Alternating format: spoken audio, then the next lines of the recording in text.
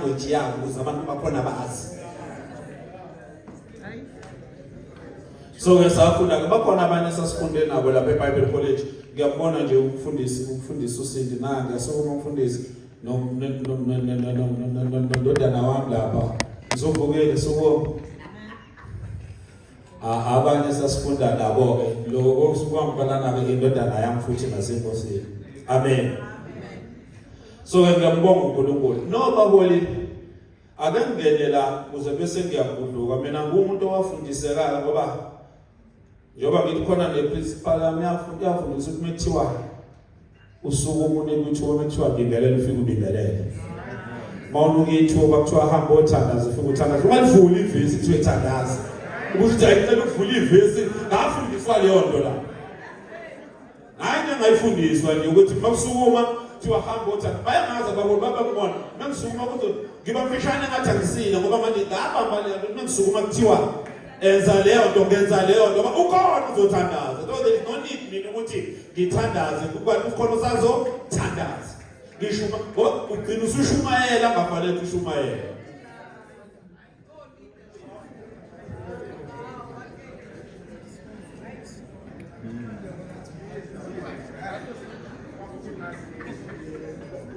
Genesis chapter sengena indabeni ngilapha wakuthiwa mhlali indabeni angizongena abafuthi kuyona futhi ngizongena ngempela. Genesis chapter 1 to 11 bese uthi verse number 1 to 4 sithola i-creation and fall. Sithole from 1 to 11 phakathi sithole i-first matter from 1 to 11. Uma sehla sishone ezantsi sithole the Tower of Babel. Now from Genesis chapter 1 to 11 uNkulunkulu akathokozi kahle ngendlela ukuthi wayedala ukuthi abantu babuse but in between khona izinto esezenzeka manje. Lezi siba la angeke ngizegcile ngene kuzona ngoba siyazazi ukuthi lezi zinto lezi sengiyibalile izinto esezenzeka seyiphambene noNkulunkulu. Then from Genesis chapter 12 uma usuka from 1 to 11 sithola the beginning of God's restoration. Ila ngiyakhona ke embonweni sesithola ke manje uAbraham noma owayebizwa ngoAbraham. Yami indaba izoba lapho nje. Now ubaba wakhe uAbraham uThera ezweni laseHaran noma laba bekhona watholakala ukuthi njengoba kade ngisho ukuthi u1 to 11 ubenenkinga utholakala ukuthi babe convict kungenzeka intando kaNkulunkulu ziningi izinto ezazenzeka ngekho right. Now uNkulunkulu wayesukuba khona ukuthi no akakakhethe akakhulume noAbraham ukuthi akaphume la ezweni lakubo nase ihlotsheni zakhe ayezweni ayomnika lo uNkulunkulu ukuthi usoyoqala intentsha ngoAbraham uNkulunkulu ngoba lapha konakalile lapha. Now uAbraham ngenhlanhla methiwa akaphume ziningi izinto ekade zenzeka lapha kodwa mase phuma uNkulunkulu omusa mase phuma angagcini ngokuphuma nje njengoba kade kusho uNkulunkulu bese kuba khona abanye abantu azophuma nabo nazohamba nabo kuba kwakhakazanga afike wafela khona eHaran. Kodwa uNkulunkulu scheme ngoba ubese khulumile noAbraham ukuthi usenza izinto wrong umusa wahlela phezu kwaAbraham ngoba uNkulunkulu wayenenhloso ngaye.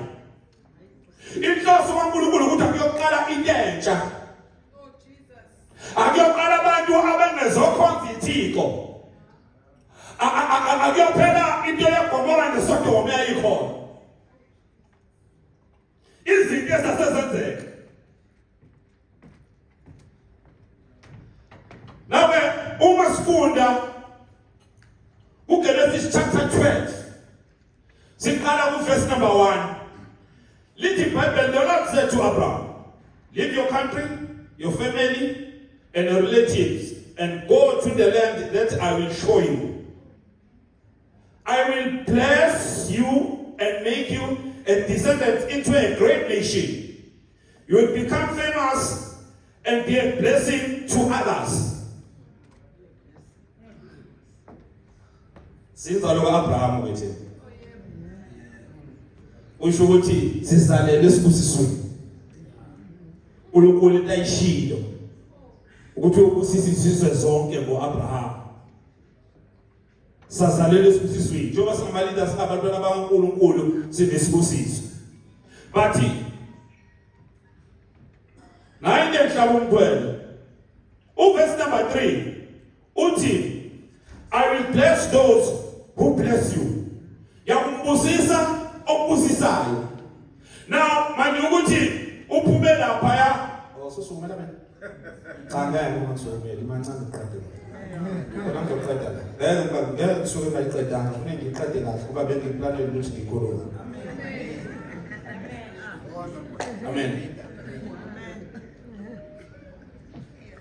I will bless those who bless you. Yakumbusisa okubusisayo. But naye landelayo. Iyashintsha manje bese kulandela. Usethi I will put a curse on anyone who puts a curse on you. Ngala ombozo busisa uAbraham uzobusisa. Ijike kodwa umqalekisa uyoqalekisa. So isihamba phezu kwethu. Into yamithi uAbraham mawufunda uhamba uya chapter 17 verse number 6 bese chapter 17 verse number 16 verse number 17 verse number 6 kids shall come from you. Amakosi Abraham kamba wena aphinde futhi angagcini lapha abeseya ufunda verse number 16 kids shall come of her.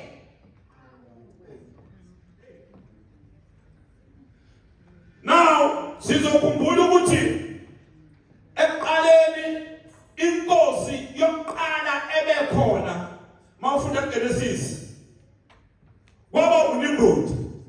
uNimrod akabekwanga wayibeka ngobukhwanga bakhe nangendlela abangawuthola beyinkosi. Phakathi kokhosi bakhe sekhona ila sola khona uvela inkosi yaseSalem. Umethezide. Uma ivela inkosi yaseSalem. Umpristi inkosi. Ila mfuna ukuyakhona la. Ngoba ngifuna ungena embonweni. Ngaba ngithe ubhuta ngixolela ngoba ngifuna ukuthi umbono izwe ukuthi kahle kahle lento yethu iliphi. Now uvela umpristi enkosi. Wakwenza ke siyasazi isitori ngisilandele kakhulu akwenza kaAbraham sasonke la befundisi siyabudinga befundisi ukuthi kwenzekani. But uAbraham la kuzalwa khona amakhosi ayizange ibe khona inkosi kuqala kunomprofeti and the politician. Ithini esibekwe phambili even ngamakhosi because amakhosi aqhamuka kithi kuba prophet. There is no king without a prophet. Now into yenzekile thina sisuke salandela ama-politicians ayikhohlwa ukuthi singobani sangena kwipolitiki kakhulu sayeka ukwenza into uNkulunkulu asibizele yona kwayithina esisukayo siye kuma-politician kunokuba ama-politician asuke ezekithi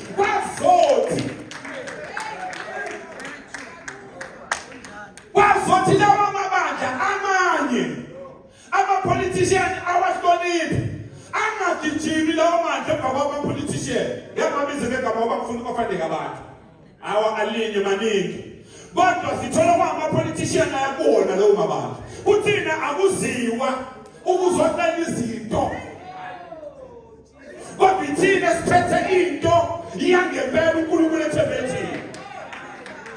Lithi iBhayibheli kwaba khona impi eyabakhona amakhosi aseSodoma ahlangana. Neli ahlangana awu-5. Amanye amakhosi ahlangana awu-4. Kwaba khona impi. Impi eyawinwa icoalition yalamakhosi awu-4. Ahlulwe awu-5. Athi bese winile lawo awu-4. Athumba ngisho umshana ka-Abraham ahamba nawo. Abraham wathatha amadoda. Elithi iBhayibheli ayayazi impi. Wahamba nawo. Wayoliwa nala madoda. Afika ahlulwa la madoda.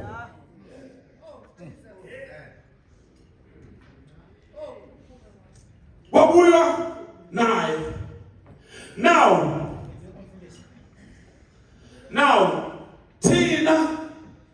Tina, njengesojiki, nanje ngoba abefundisi, abaholi, bakalizwi, kufuneka ukuthi siphume kwilento yepolitiki, kesibuyele entweni esabizelwa kuyo uNkulunkulu ukuze ama-politicians asihloniphe namakhosi azi ukuthi ngapha. Yabona uNkulunkulu ezihlakabali phaka. Yabona amakhosi uNkulunkulu akunabeka abaprofeti asebeka amaprofeti baphuma amakhosi. Amakhosi basiphuma kufanele ukuthi abheke abantu. Abaprofeti babheke indaba kaNkulunkulu. Kodwa umprofeti inkosi benza kabi noma ngizumyalezo. Umyalezo wayibayo enkosini. Umyalezo uya kumprofeti. Umprofeti asuka enkosini. Umyalezo omubi ofikayo ufika kumprofeti enkosini. Umyalezo omuhle obuyayo ubuya ku-Isaya kwabanjalo kwevekini. Wathunyelwa u-Isaya wahamba okhuluma nenkosi. Yafika yamthola umyalezo. Lithi iBhayibheli yathandaza yabheka odongweni okuyisayini ukuthi ayibange isabuka kwenye indawo kodwa yabheka kuNkulunkulu yakhala. Noma isikhalile inkosi i-answer yangabuyela enkosini. Bajika indoda isiyophuma ngesando. Bafika umyalezo kuyona. Yabuya bendoda yabisa inkosi. Singaphansi kwabo bonke thina.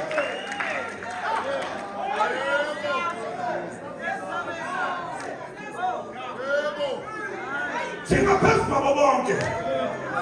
That is why umhlongomane besithathe eBible College uNkulunkulu wasenzela isimanga besihamba nale ndoda sesiyodonga khona kwangena kutshetha isihlalo kwaguqa amadoda wonke akhonzama ahamba kanje wathi befika ezamathina bathi basibuka ngala nangala kanti sathi ukuthithiza kanga sathi indoda haya waguqa amadoda kaNkulunkulu. Sama sabeli inkosi izwi laphuma kuyo. Asibona abantu bokukhokhoba thina. Asibona abantu bomya kwabanye abantu.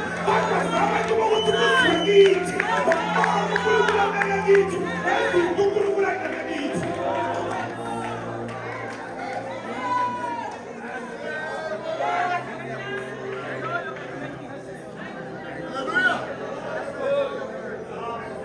Asibizane nama-politician, asibizane namakhosi, kodwa asizazi ukuthi sifanele ngaphezu kwakhe. Now asibuyele uNkulunkulu, sithandaze, sicele uNkulunkulu, sithole indaba eyivela uNkulunkulu, ubuye nasebantu beze kithi ngoba izwe lethu lizoshintshwa yithi. Impilo zabantu lizoshintshwa yithi. So we need that to be stopped from uNkulunkulu.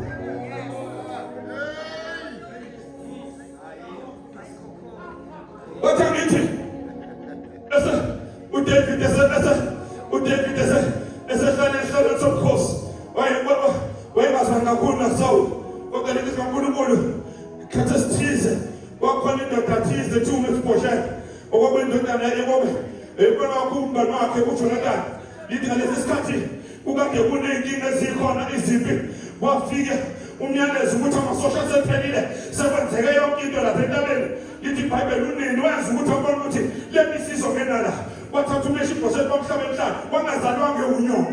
Wayekade ephile ngenyawo zombili hamba. Kodwa wathatha wamhlaba emhlane wabaleka nawo. Kanti endleleni kuzokuvela ingozi ukuthi awe agcine umntwana esengasakwazi ukuhamba. Lithi iBhayibheli wahamba wahlala endaweni ebhekayo.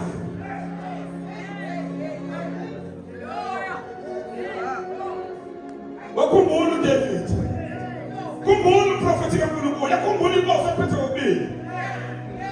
Uthi khona engahamba nayo. Uba wakhe bafuna ukumbulala emsiza emphephisa bathi sehlele etafuleni wacabanga ukuthi akasekho nombani wakhe wasemisa abakho abakhona tuzothenga isondele nizela akenizela abantu befika siyabuza ukhona inosele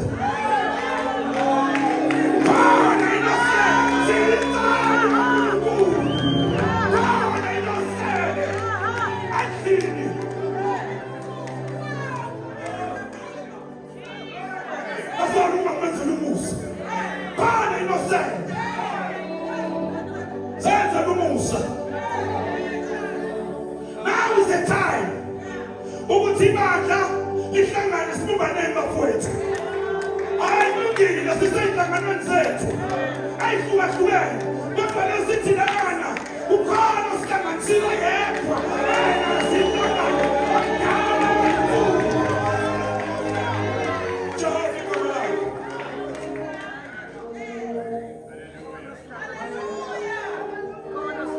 Semhlala phansi. Semhlala phansi. Ngenqemba bafowethu. Kodade wethu. Bobaba.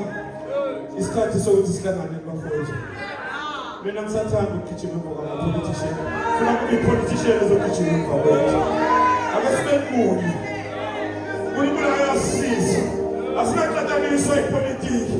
Lumile yepolitiki. Ngena lapha kodwa ke bese sihlangane la. Sikhumbule into eyodwa bafowethu ukuthi sibizoleni. Sithandane.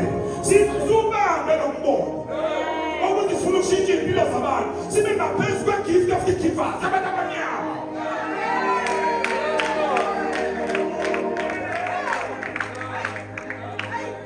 Yabona kufanele sikhulume nabazalwane bethu. Sikhulume sishintshe impilo zabo.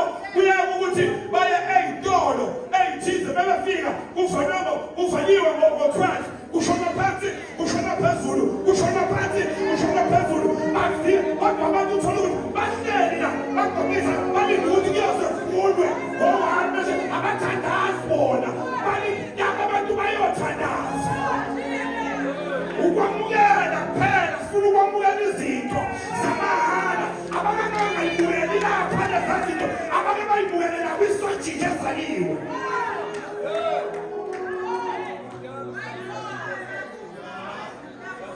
sibe ngaphezu kwe-gift of the givers.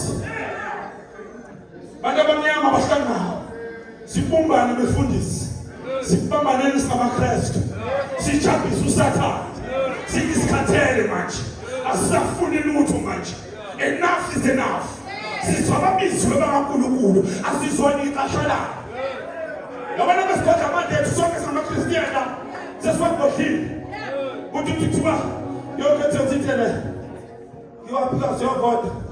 Sithi hayi amalungelo ekusiyovota. Kodwa sifuna ukwazi njengesojiki. Kunjoba siyovota. Sinani? 400 eParliament abantu abakhona kithi 400 100 kuyini ubakhona bamaKristu. Wathina sivote kodwa sibe nabantu ababili abathathu njengoba kade esho umnusa kwethu la uthola ukubabona noma besimele lapha asimelelekile ngendlela eright kodwa thina sinevoteli lokufaka abantu lapha ekugcineni singakizo oCRM bafuna ukusishayela umthetho ngoba okwayebizwe ubizwa wena uCRM wayekephi osizini osubahlangana nalo kwiministry yakho ubekephi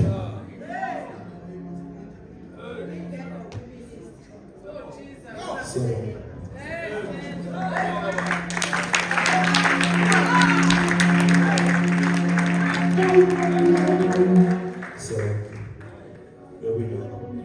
Ukuthi ithina umyalezo uzokusona.